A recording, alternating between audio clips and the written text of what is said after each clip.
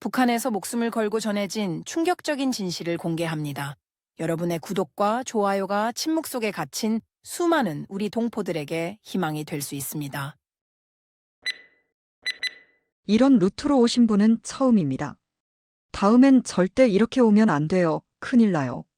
남한 땅을 밟은 지 채 10분도 안 되어 들은 국정원 요원의 첫마디였습니다. 그의 얼굴에는 당황과 충격이 역력했습니다. 마치 있을 수 없는 일이 벌어진 것처럼 말입니다. 저는 그때 19살이었고 아버지는 조선인민군 중장이었습니다. 우리 가족 4명이 북한 군사 기밀 중에서도 최고 등급인 비밀 땅굴을 통해 탈북한 것입니다. 국정원도 존재조차 몰랐던 그 땅굴을 말입니다. 김정은도 이 소식을 듣고 긴급 보안 회의를 소집했을 겁니다. 담당 조사관의 말을 들으며 우리가 얼마나 위험한 일을 해낸 건지 실감했습니다. 하지만 그 순간까지도 저는 믿을 수 없었습니다. 정말로 자유로운 땅에 발을 디뎠다는 것이 더 이상 거짓말 속에서 살지 않아도 된다는 것이 말입니다.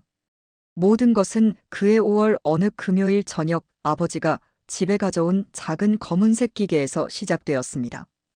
그 기계 속에서 본 충격적인 진실이 우리 가족의 운명을 완전히 바꿔놓았습니다.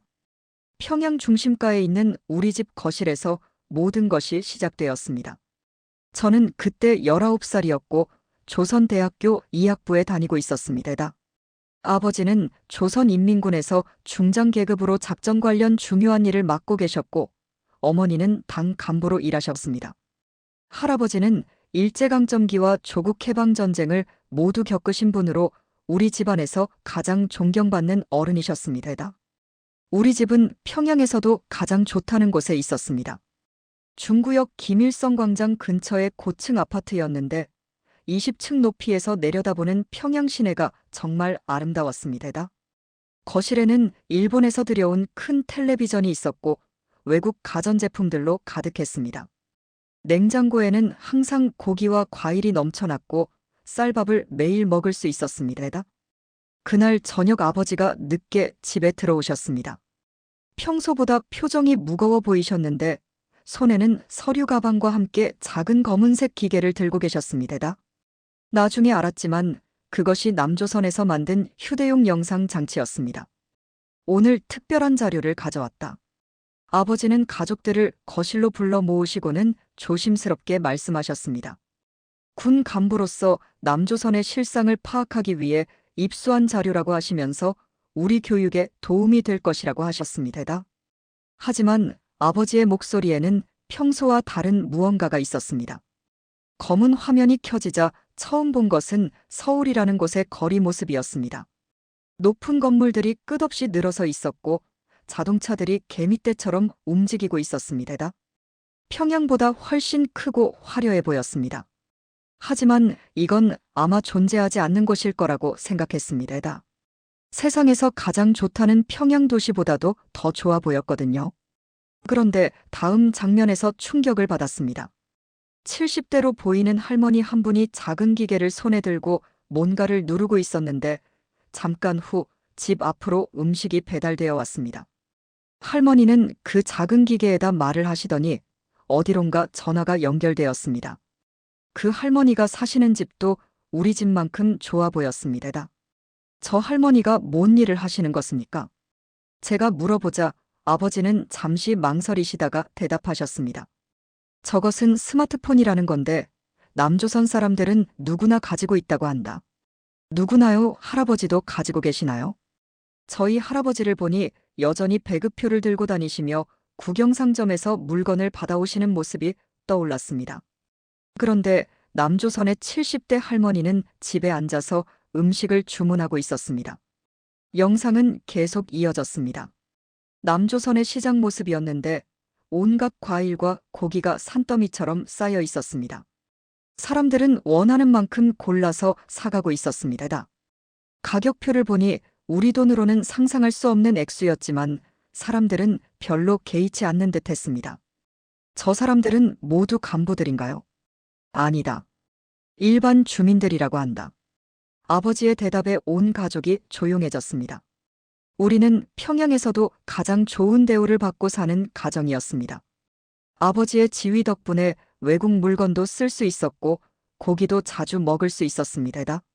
하지만 화면 속 남조선 사람들의 생활은 우리보다 훨씬 여유로워 보였습니다. 가장 충격적이었던 것은 대학생들 모습이었습니다. 제 또래 학생들이 자유롭게 웃고 떠들며 다니는 모습이었는데 우리처럼 정해진 복장을 입지도 않았고 머리 모양도 제각각이었습니다. 그들은 교수님께 자유롭게 질문하고 있었고 심지어 반박하는 학생도 있었습니다. 저 학생들은 처벌받지 않나요? 남조선에서는 자유롭게 말할 수 있다고 한다. 아버지의 말씀에 저는 더욱 혼란스러웠습니다. 우리는 어려서부터 남조선은 미제국주의자들에게 점령당해 고통받고 있다고 배웠습니다. 굶주리고 헐벗은 사람들이 거리에서 구걸한다고 들었습니다. 하지만 화면 속 모습은 완전히 달랐습니다. 영상이 끝나고 가족들은 아무 말도 하지 못했습니다. 할아버지께서 먼저 입을 여셨습니다. 내가 젊었을 때는 해방 후 우리가 더 잘 살게 될 줄 알았는데. 할아버지의 목소리에는 깊은 한숨이 섞여 있었습니다. 어머니는 불안해하시며 주위를 둘러보셨습니다.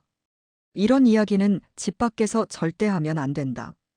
그날 밤 저는 잠을 이룰 수 없었습니다.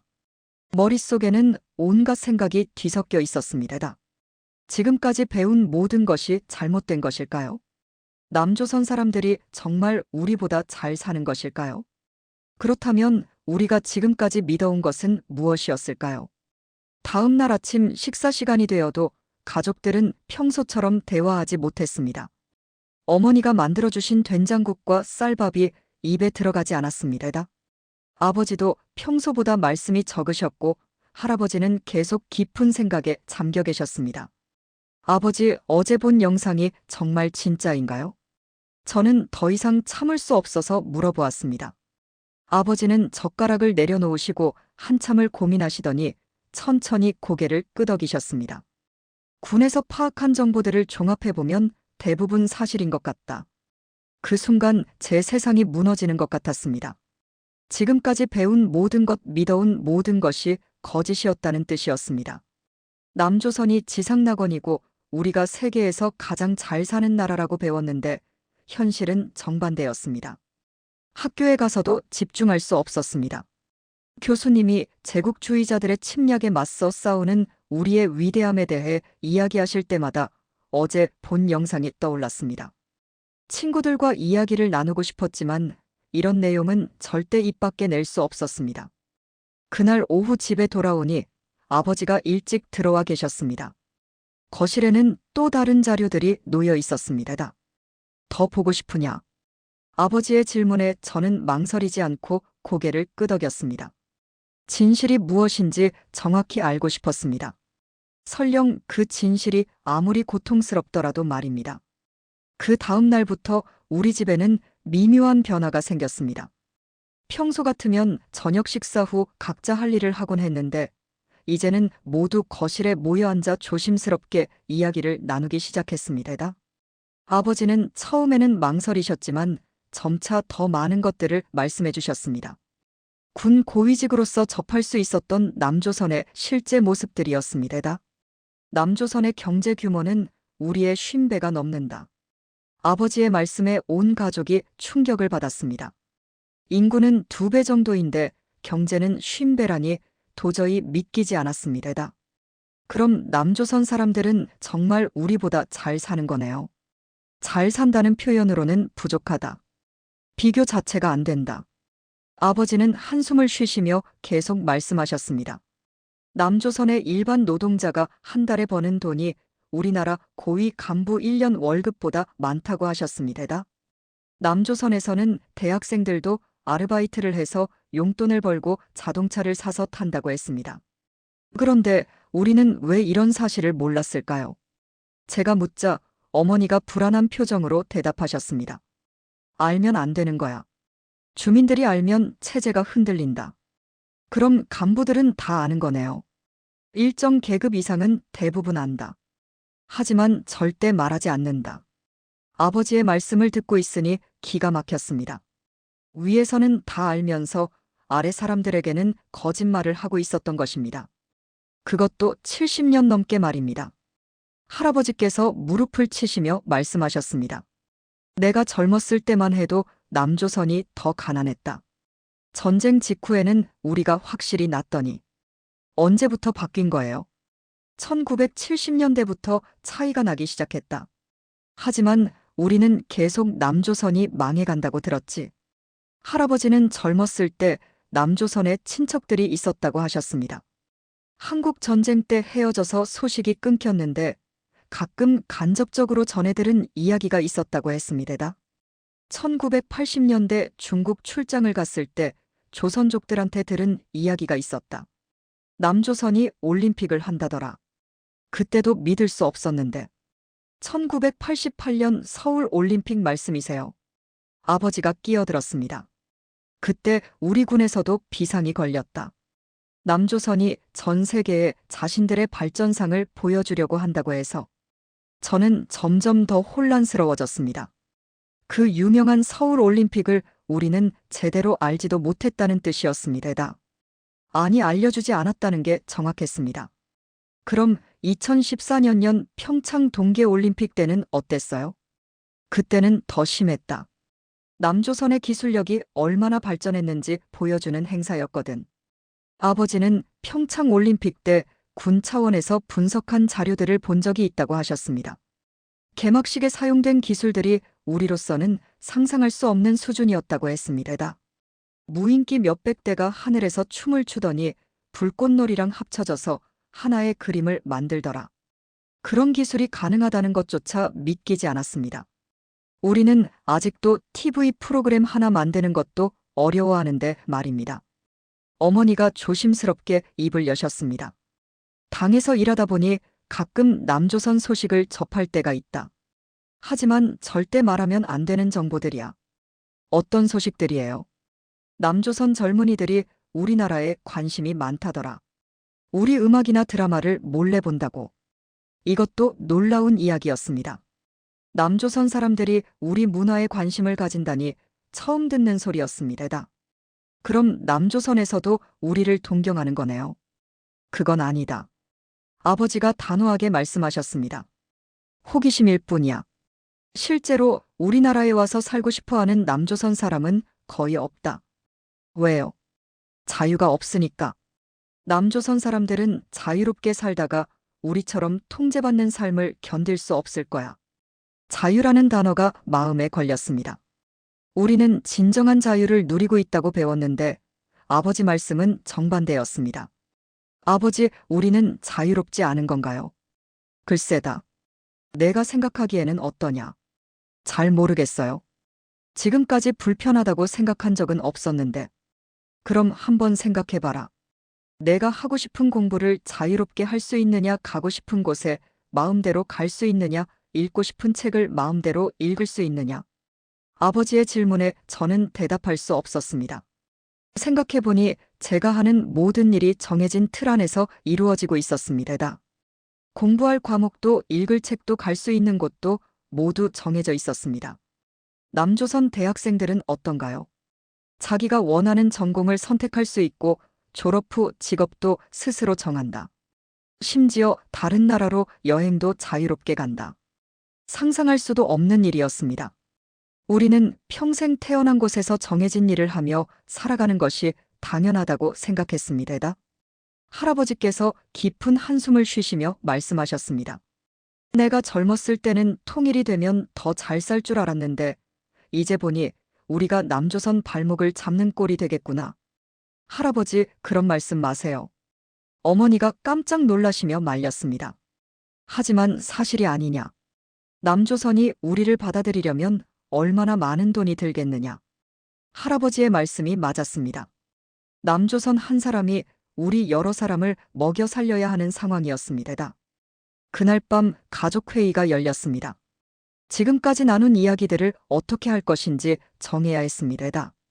이런 이야기는 절대 다른 사람에게 하면 안 된다. 아버지가 엄숙하게 말씀하셨습니다. 만약 누군가 눈치채면 우리 가족 전체가 위험해진다. 정치범 수용소에 가는 건가요? 그보다 더 심할 수도 있다.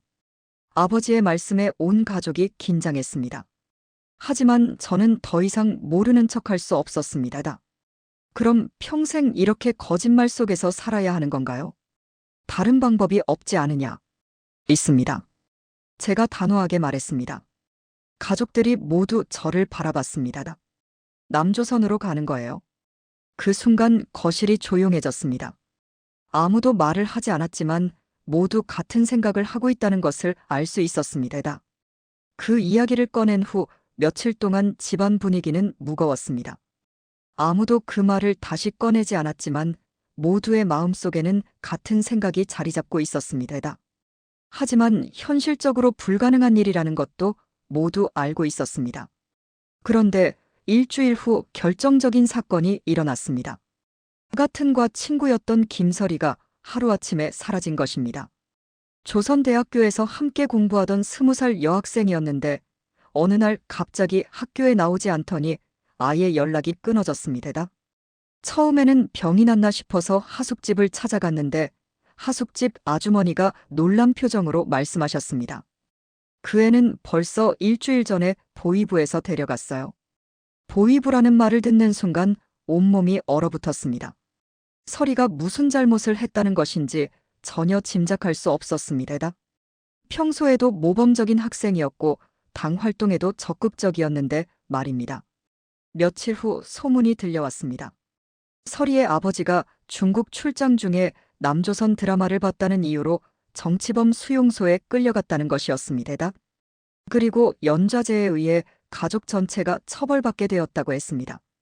남조선 드라마 한 편 본 것 때문에요. 집에 돌아와서 가족들에게 이야기하니 모두 충격을 받았습니다.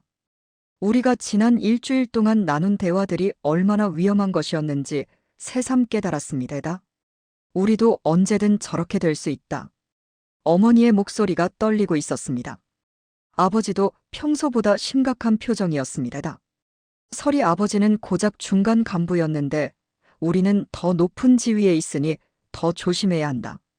하지만 동시에 더 큰 깨달음이 찾아왔습니다. 아무리 조심해도 언젠가는 발각될 수 있다는 것이었습니다. 진실을 알고 나면 평생 연기를 하며 살아야 하는데 그것이 과연 가능할까요? 그날 밤 가족회의가 다시 열렸습니다. 이번에는 진지하게 탈북 가능성을 논의하기 시작했습니다. 정말 방법이 있을까요? 제가 먼저 입을 열었습니다. 아버지는 한참을 고민하시더니 천천히 말씀하셨습니다. 사실 생각해 본 적이 있다. 온 가족이 깜짝 놀랐습니다. 아버지께서 이미 탈북에 대해 생각해 보셨다니 예상하지 못한 일이었습니다. 언제부터요? 몇 년 전부터야. 남조선의 실상을 알게 되면서 언젠가는 이런 날이 올 줄 알았다. 아버지는 군 고위직으로서 여러 탈북 사건들을 접해본 경험이 있다고 하셨습니다. 대부분 실패로 끝났고 성공한 경우도 있었지만 일반적인 방법으로는 너무 위험하다고 판단하셨다는 것입니다. 그럼 특별한 방법이 있다는 말씀이세요? 있지 하지만 정말 위험하다. 아버지가 들려준 계획은 상상을 초월했습니다. 바로 군 기밀 정보인 미공개 땅굴을 이용하는 것이었습니다. 휴전선 일대에는 공식적으로 알려진 것보다 훨씬 많은 땅굴이 있어 아버지의 설명에 따르면 1970년대부터 80년대까지 북한이 극비리에 파놓은 땅굴들이 여러 개 더 있다고 했습니다. 남조선 쪽에서도 모르는 것들이 대부분이고 우리 군에서도 최고 위급만 아는 정보라고 했습니다. 그중 일부는 내 관리 하에 있어. 아버지의 임무 중 하나가 바로 그 땅굴들의 상태를 점검하고 관리하는 것이었습니다. 정기적으로 현장을 방문해서 보고서를 작성해야 하는 업무였다고 했습니다. 다음 달에 정기 점검이 예정되어 있으니 그때 다 같이 가는 거야. 어떻게요? 교육 목적이라고 하면 된다. 딸은 대학생 견학, 어머니는 당 간부 현장 학습, 할아버지는 건강검진 겸 온천 치료. 아버지는 이미 모든 것을 계획해 놓고 계셨습니다. 휴전선 인근에는 온천이 있어서 고위 간부들이 가끔 요양을 가는 곳이라고 했습니다. 하지만 성공 확률은 어느 정도요? 할아버지께서 현실적인 질문을 하셨습니다. 반반입니다. 성공하면 자유를 얻지만 실패하면 우리 가족 모두 죽습니다. 아버지의 솔직한 대답에 모두 숨이 막혔습니다. 하지만 동시에 이것이 우리에게 주어진 유일한 기회라는 것도 알 수 있었습니다. 언제까지 결정을 해야 하지? 일주일 안에 정해야 합니다. 그래야 출장 계획을 세울 수 있습니다. 그 후 일주일 동안 우리 가족은 매일 밤 회의를 했습니다. 찬성과 반대 의견이 팽팽했습니다. 어머니는 너무 위험하다고 반대하셨고, 할아버지는 나이가 많아서 짐이 될 것 같다고 걱정하셨습니다. 하지만 저는 확신했습니다. 이대로 살다가는 언젠가 설이 가족처럼 될 수도 있다는 생각이 들었습니다. 진실을 알고 거짓 속에서 살아가는 것보다는 자유를 찾아 떠나는 것이 낫다고 생각했습니다. 저는 가고 싶어요. 제가 먼저 의사를 밝혔습니다. 정말 확신하느냐? 네, 더 이상 거짓말 속에서 살고 싶지 않아요. 아버지가 고개를 끄덕이셨습니다. 나도 같은 마음이다. 어머니도 결국 동의하셨습니다. 가족이 흩어지느니 함께 위험을 감수하는 것이 낫다고 하시면서 말입니다. 할아버지께서는 마지막까지 망설이셨습니다. 내 때문에 실패하면 어쩌나. 할아버지 없이는 안 가요. 가족 모두 함께 가는 거예요. 결국 할아버지도 동의해 주셨습니다. 평생 이 땅에서 살아왔지만 손자딸의 미래를 위해서라면 마지막 모험을 할 수 있다고 하셨습니다. 계획은 구체적으로 세워졌습니다. 아버지가 공식적으로 땅굴 점검 출장을 신청하고 가족들을 동반한다고 보고하기로 했습니다. 필요한 서류들도 미리 준비했습니다. 짐은 최소한으로만 가져가자. 각자 작은 배낭 하나씩만 허용되었습니다. 옷 몇 벌과 정말 필요한 물건들만 챙기기로 했습니다. 돈도 많이 가져갈 수 없었습니다. 의심받을 수 있기 때문이었습니다. 사진도 몇 장만 가져가자. 어머니가 가족 사진들을 정리하시면서 말씀하셨습니다. 하지만 너무 많으면 안 되니까 정말 소중한 것들만 선별해야 했습니다. 가장 어려운 것은 평상시와 똑같이 행동하는 것이었습니다. 학교에 가서도 친구들과 대화할 때 조심해야 했고, 집에서도 이웃들이 눈치채지 않도록 해야 했습니다. 절대 평소와 다르게 행동하면 안 된다. 아버지의 당부를 매일 되새겼습니다. 하지만 마음속으로는 이미 작별 인사를 하고 있었습니다. 조선대학교도 평양거리도 어린 시절 추억이 담긴 모든 곳들과 곧 영원히 헤어진다는 생각에 가슴이 아팠습니다. 출발 하루 전밤 마지막 가족 회의를 했습니다. 내일부터는 돌이킬 수 없어 모두 각오가 되었지. 아버지의 마지막 확인에 우리 모두 고개를 끄덕였습니다. 두려웠지만 더 이상 망설일 수 없었습니다. 그럼 내일 새벽 5시에 출발한다. 2023년 6월 15일 새벽 5시 우리 가족의 운명을 건 여행이 시작되었습니다. 그날 아침 평양은 여느 때와 다름없이 평온했습니다. 이른 아침이라 거리에는 사람들이 별로 없었고 새벽 공기가 시원했습니다. 아버지는 군복을 단정하게 차려입고 공식 서류 가방을 들고 계셨습니다. 어머니와 저는 평상복을 입었고 할아버지는 외출복을 입으셨습니다. 겉보기에는 정말 평범한 가족 나들이 같았습니다. 차가 왔다. 창밖을 내다보니 군용 승용차 한 대가 서 있었습니다.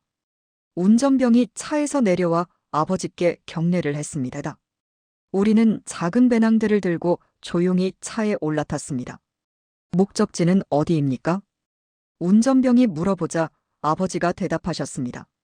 개성방면 38선 인근이다. 정확한 위치는 가면서 알려주겠다. 차가 움직이기 시작했습니다. 창밖으로 보이는 평양 시내를 바라보니 가슴이 복잡했습니다. 태어나서 자란 이 도시를 다시는 볼 수 없을지도 모른다는 생각에 눈물이 나려고 했습니다. 첫 번째 검문소가 나타났습니다. 평양 외곽에 있는 초소였는데 경비병이 차를 세우고 서류를 확인했습니다. 어디 가시는 길입니까? 군사시설 점검 출장이다. 아버지가 자연스럽게 대답하시면서 공문서를 보여주셨습니다. 경비병은 서류를 자세히 살펴본 후 차 안을 둘러봤습니다. 동반자들은 누구십니까? 가족이다. 주변에 교육이 있어서 함께 가는 거야. 알겠습니다. 경비병이 경례를 하고 차단기를 올려주었습니다. 첫 번째 관문은 지휘를 이용해 무사히 통과한 것입니다. 하지만 앞으로 몇 개의 검문소가 더 기다리고 있었습니다. 평양에서 개성으로 가는 길은 약 200km 정도 되었습니다. 보통 서너 시간이면 도착할 수 있는 거리였지만 중간중간 검문소와 보고 절차 때문에 더 오래 걸릴 예정이었습니다. 차가 달리는 동안 가족들은 거의 대화하지 않았습니다. 운전병이 있어서 함부로 말할 수 없었기 때문입니다. 그 대신 창밖 풍경을 바라보며 각자의 생각에 잠겨 있었습니다. 북한의 시골 풍경이 지나갔습니다. 논밭에서는 농민들이 일하고 있었고 가끔 소달구지가 지나갔습니다. 멀리 산들이 보였고 강물이 흘러가고 있었습니다. 평소 같으면 아름답다고 생각했을 풍경이었지만 이제는 마지막 이별의 순간같이 느껴졌습니다. 두 번째 검문소는 더 까다로웠습니다. 중급장교가 나와서 직접 확인했습니다. 중장 동지 어디 가시는 길입니까? 작전상 중요한 시설 점검이다. 아버지가 좀 더 엄숙한 톤으로 대답하셨습니다. 가족 동반 이유는 무엇입니까?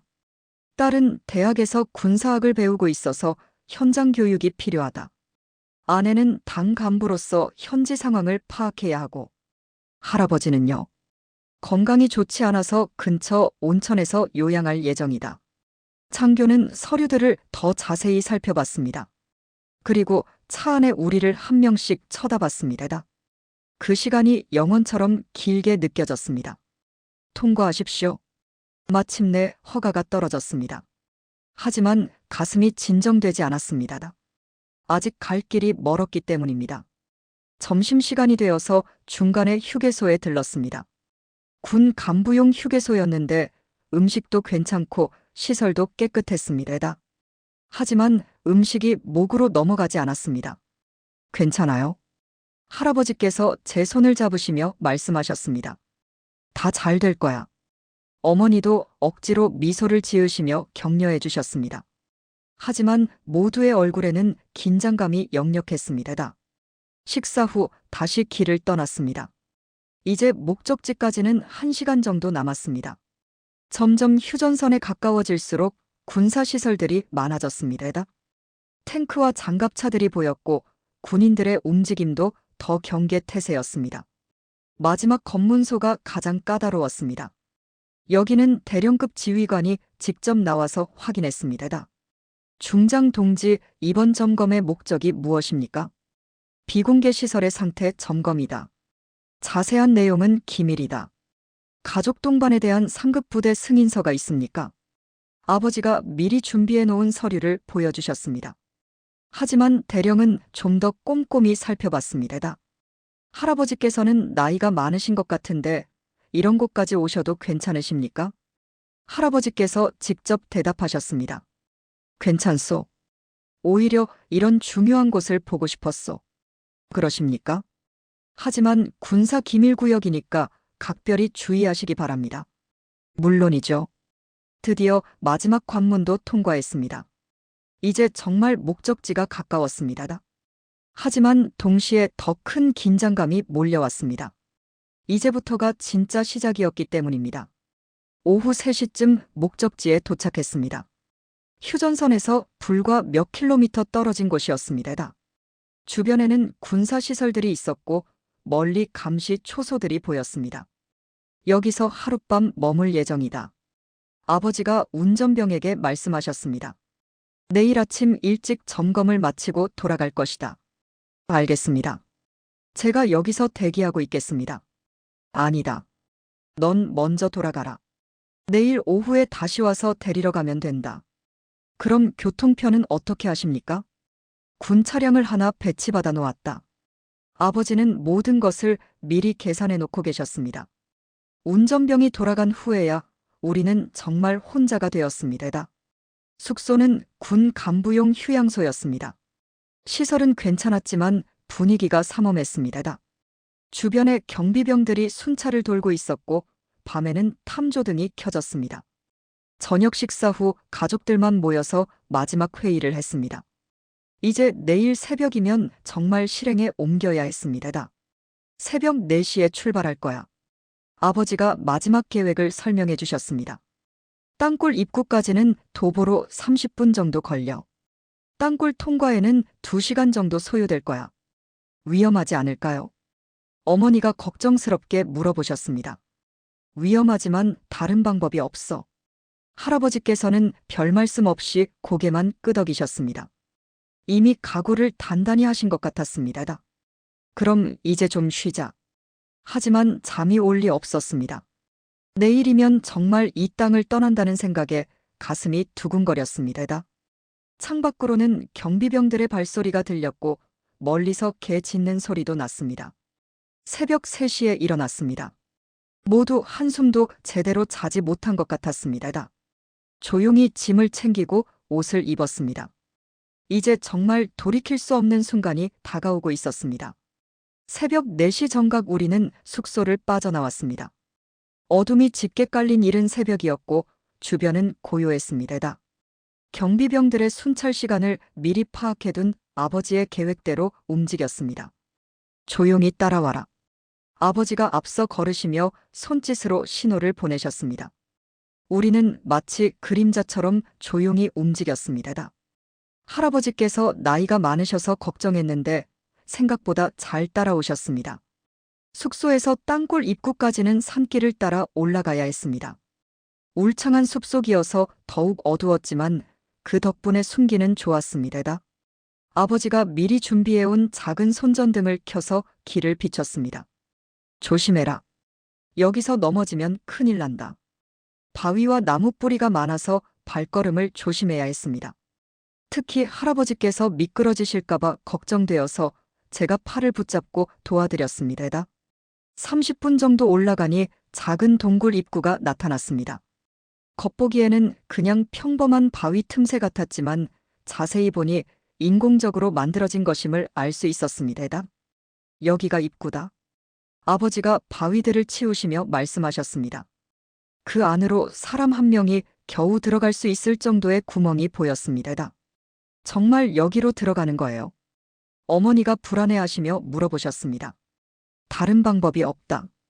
이것이 우리에게 주어진 유일한 길이다. 아버지의 단호한 대답에 우리 모두 각오를 다졌습니다. 이제 정말 돌이킬 수 없는 여정이 시작되는 것입니다. 내가 먼저 들어간다.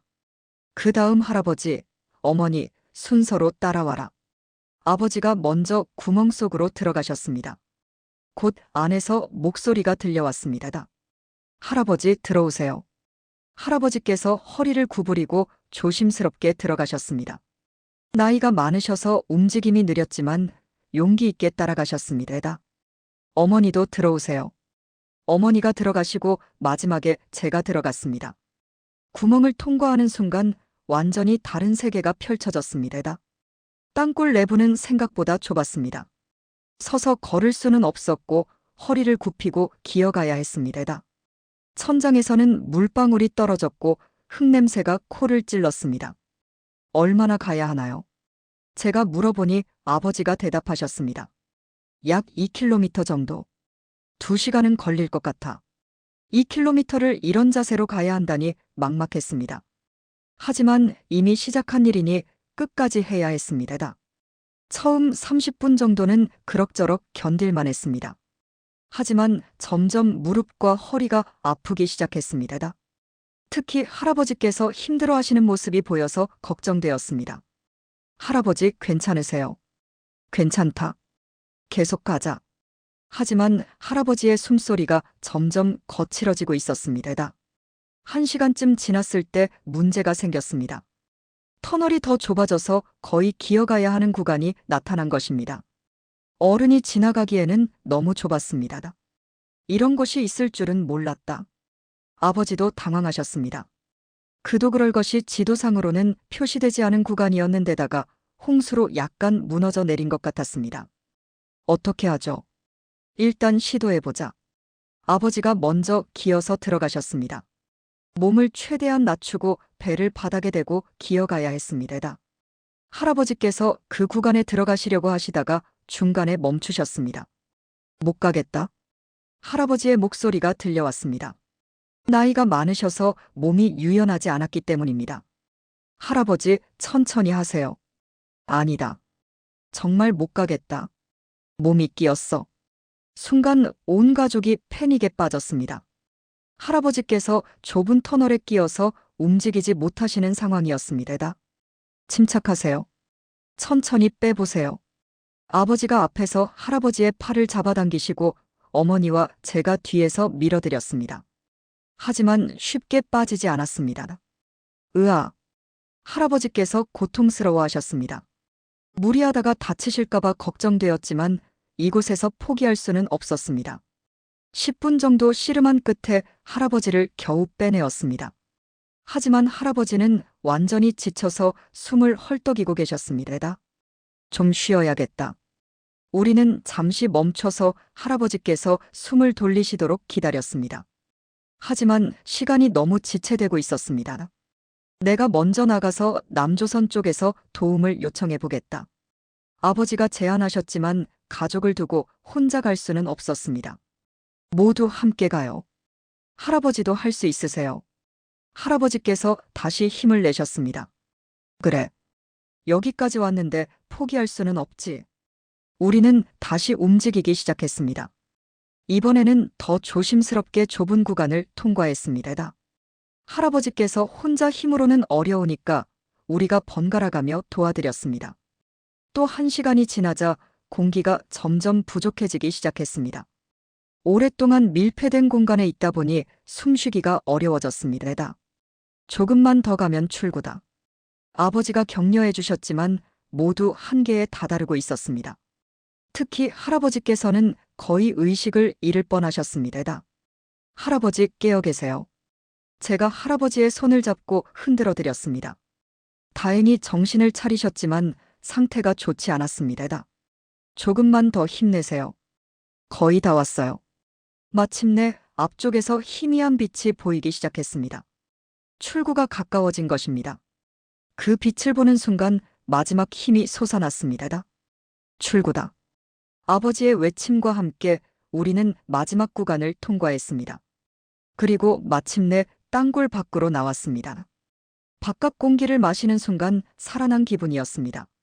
하지만 기쁨도 잠깐 30분 정도 앉아서 쉬고 있으니 우리 앞에는 무장한 군인들이 서 있었습니다. 누구십니까? 낯선 말투의 군인이 총을 겨누며 물어봤습니다. 남조선 말이었습니다. 북조선에서 온 탈북자입니다. 아버지가 두 손을 들며 대답하셨습니다. 탈북자요, 어떻게 여기로 왔습니까? 땅굴을 통해서 왔습니다. 군인들이 서로 놀란 표정으로 바라봤습니다. 땅굴이요, 이 루트로 오신 분은 처음인데요. 그 말을 듣는 순간 우리가 정말 특별한 길로 온 것임을 깨달았습니다. 일단 안전한 곳으로 모시겠습니다. 우리는 남조선 군인들에게 둘러싸여 어디론가 이동했습니다. 길고 험난한 여정 끝에 마침내 자유의 땅에 발을 디딘 것입니다. 남한 군인들에게 인도되어 도착한 곳은 국정원 조사 시설이었습니다. 생각보다 깔끔하고 현대적인 건물이었는데 북한에서 상상했던 것과는 완전히 달랐습니다. 일단 건강검진부터 받으시겠습니다. 의료진이 와서 우리 가족을 살펴봤습니다. 특히 할아버지는 땅굴에서 무리하셔서 상태가 좋지 않았는데 즉시 치료를 받으실 수 있었습니다. 할아버지 괜찮으세요?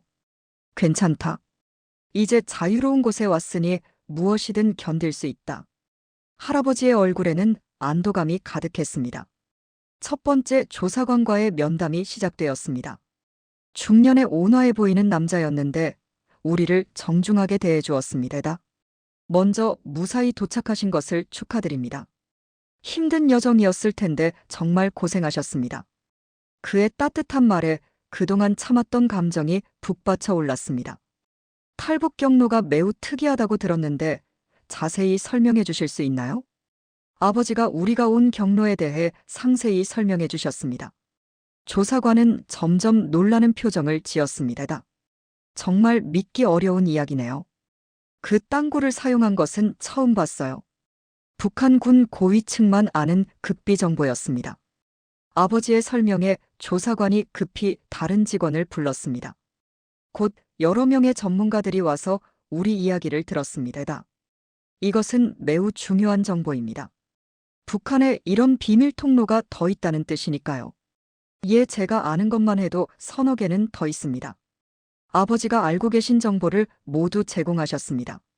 전문가들은 지도를 펼쳐놓고 정확한 위치를 파악하려고 했습니다. 북한에서는 이 탈북에 대해 어떤 반응을 보일까요? 아마 큰 충격을 받았을 것입니다. 김정은도 직접 보고받았을 가능성이 높습니다. 조사관의 표정이 심각해졌습니다. 그럼 보안이 더 강화되겠네요. 당연합니다. 특히 제가 관리하던 땅굴들은 모두 폐쇄하거나 보강할 것입니다. 며칠간의 조사 과정에서 우리가 온 루트의 특수성이 더욱 명확해졌습니다. 지금까지 이런 방식으로 탈북한 사람은 아무도 없었다고 했습니다. 언론에서도 관심을 보이고 있습니다. 하지만 보안상 자세한 내용은 공개할 수 없을 것 같습니다. 괜찮습니다. 우리도 조용히 지내고 싶습니다. 조사 과정에서 놀란 것은 나만의 첨단 기술이었습니다. 우리가 통과한 땅굴을 즉시 위성으로 확인하고 정밀 분석을 시작했습니다. 이렇게 빨리 확인이 가능한가요? 최신 기술을 사용하면 실시간으로 모니터링할 수 있습니다. 기술력의 차이를 실감하는 순간이었습니다. 일주일 후 하나원으로 이송되었습니다. 다른 탈북자들과 함께 교육을 받는 곳이었는데 여기서도 우리는 특별한 관심을 받았습니다. 어떻게 그런 위험한 길로 오셨어요? 다른 탈북자들이 신기해하며 물어봤습니다. 대부분 중국을 거쳐서 온 분들이었는데 우리 같은 경우는 처음 본다고 했습니다. 하나원에서의 생활은 신기한 연속이었습니다. 핸드폰 사용법부터 인터넷 검색까지 모든 것이 새로웠습니다. 이걸로 전 세계 정보를 다 볼 수 있다고요. 처음 인터넷을 접한 순간의 충격은 말로 표현할 수 없었습니다. 북한에서 금지되었던 모든 정보를 자유롭게 볼 수 있다니 꿈 같은 일이었습니다. 유튜브에 북한 관련 영상도 많아요. 교육 담당자가 보여준 영상들을 보니 북한의 실상을 정확히 파악하고 있는 남한 사람들이 많다는 것을 알 수 있었습니다. 가장 충격적이었던 것은 경제적 차이였습니다. 하나원에서 받은 정착금만으로도 북한에서는 상상할 수 없는 삶이 가능했습니다. 이 돈으로 무엇을 할 수 있나요? 임시로 살 집도 구할 수 있고 생활비도 당분간 충당할 수 있어요. 돈의 가치 자체가 완전히 달랐습니다. 한 달 후 하나원을 수료하고 사회에 나왔습니다. 정부에서 제공해준 임대 아파트는 북한의 고위 간부 주택보다도 좋았습니다. 정말 일반인들이 이런 곳에서 살아요. 네, 이 정도는 평범한 수준이에요. 부동산 중개업자의 말에 다시 한번 놀랐습니다. 아버지는 국정원에서 자문 역할을 맡게 되셨습니다. 북한 군사정보에 대한 전문성을 인정받으신 것입니다. 북한 분석에 큰 도움이 되고 계십니다. 담당자가 아버지께 감사 인사를 전했습니다. 1년이 지난 지금은 어머니는 탈북자 상담 일을 시작하셨습니다. 같은 경험을 한 사람으로서 다른 탈북자들을 도울 수 있다고 하셨습니다.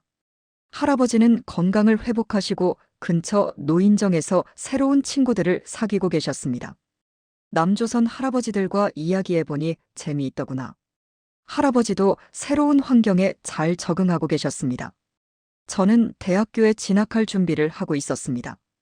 남한에서는 원하는 전공을 자유롭게 선택할 수 있다는 것이 가장 큰 매력이었습니다. 무엇을 공부하고 싶어요? 국제관계학을 배우고 싶어요. 통일에 대해서도 공부하고 싶고요. 진로 상담사도 제 계획을 응원해 주었습니다. 하지만 적응 과정이 쉽지만은 않았습니다. 언어도 조금씩 달랐고 문화도 낯설었습니다. 특히 경쟁 사회의 압박감은 북한에서는 경험해보지 못한 것이었습니다. 여기서는 모든 게 빨라요. 같은 또래 친구들과 대화하면서 느낀 가장 큰 차이점이었습니다. 그럼에도 불구하고 자유롭게 생각하고 말할 수 있다는 것만으로도 충분히 행복했습니다. 북한에서는 상상할 수도 없었던 삶이었습니다. 가끔 북한에 남겨둔 친척들이 걱정되기도 했습니다. 우리 탈북 소식을 듣고 어떤 처벌을 받고 있을지 모르겠습니다. 언젠가는 그분들도 자유로워질 날이 올까요? 그래야죠. 우리가 먼저 와서 준비하고 있으니까요.